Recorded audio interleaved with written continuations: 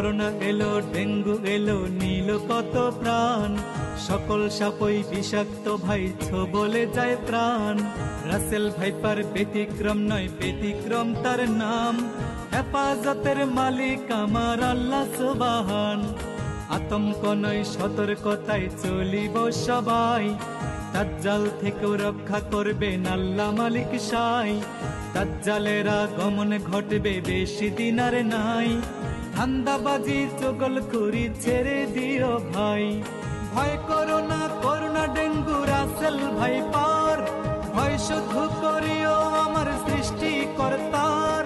তিনি সহায় থাকলে বিপদ কেটে যাবে সবই। আগুনেও পড়ে নাই গো ইব্রাহিম নবী। মাছের পেটেও বেঁচে ছিলেন ইউনুস নবী। আগুনেও পড়ে নাই গো ইব্রাহিম নবী। মাছের পেটেও বেঁচে ছিলেন ইউনুস নবী।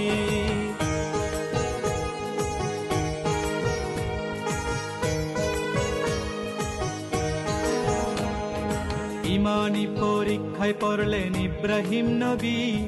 স্বপ্নে দেখায় শখের জিনিস করতে কুরবানি। এই স্বপন দেখিয়া তিনি করলেন না আর দেরি। শখের পুত্র ইসমাইলের গলে জ্বালায় ছুরি। আবার হাতে হচ্ছে না গো ইসমাইল কুরবান। আল্লাহ তাআলা খুলে দিল ছুরির জবান। ছুরি বলে, ও গো ইব্রাহিম নবী আমার, ইসমাইলের গলা কাটতে শক্তি নাই আমার। আল্লাহ তাআলার হুকুম ছাড়া শক্তি নাই আমার। জবাই করতে নিষেধ করছে আমায় ৭০ বার।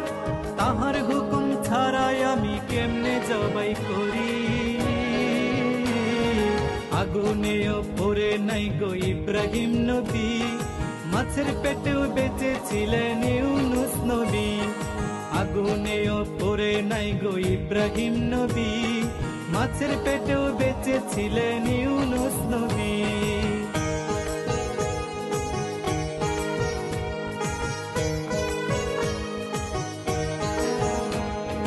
অলিয়া উলিয়ার বাংলাদেশে হচ্ছে কত কাণ্ড। লেবাস দেখে যায় না চেনা, কে সাধু কে ভণ্ড। জ্ঞানী গুণী লোক মূর্খের কাছে হচ্ছে লাঞ্ছিত। মানুষের ক্ষতি মানুষ করছে অবিরত। ডাক্তারের কাছেও রোগী নয় এখন নিরাপদ। অনেক ডাক্তার সেবার নামে বাড়াইয়া দেয় বিপদ। সিন্ডিকেটের ব্যবসা এখন চলছে সব জায়গায়। সুয়ের জায়গায় কুড়াল দিয়া লক্ষ টাকা নামায়। দিনে দিনে ঘটছে কত আজব ঘটনা। মনে হয় যে কিয়ামত আর বেশি দূরে না। ধরা পড়লে ছাড় পাবে না কান্দিয়া কান্দিয়া। নমরুদ আর ফেরাউনের অনুসারীগণ, ধান্দাবাজির মজা বুঝবে পরিলে কাফন। নমরুদ আর ফেরাউনের অনুসারীগণ, ধান্দাবাজির মজা বুঝবে পরিলে কাফন।